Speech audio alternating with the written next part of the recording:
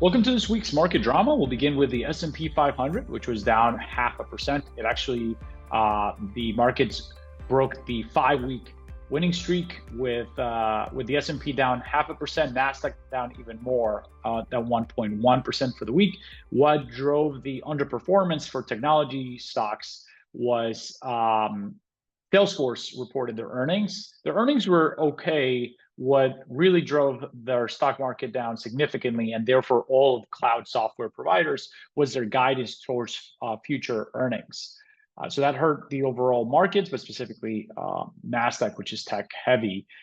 It is worth noting that when we look at the last couple of months, the market rally has broadened out. So for instance, utility stocks were up 16% over the last 3 months, now that May came to a close, versus tech stocks were up 6.2%, right? So we continue to see that broadening out of the stock market rally. When it comes to economic data points, the larger highlight was CPE data, inflation data came out.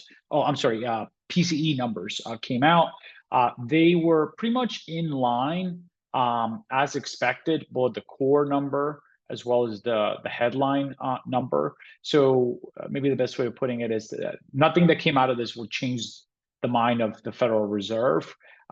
It did support essentially deceleration of inflation, which is a good data point versus the prior months we saw inflation numbers kind of heating up a bit, which was a bit concerning. So it just kind of continues the story. But the Federal Reserve will have to see more than 1 month of decent inflation numbers to decide when they're going to actually lower interest rates. In fact, the market now predicts that the first cut will come in September, so no longer during this summer.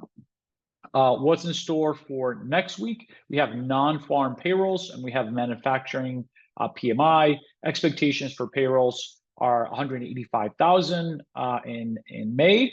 That's the consensus estimate. So we'll see what we get when we get that number on Friday of next week.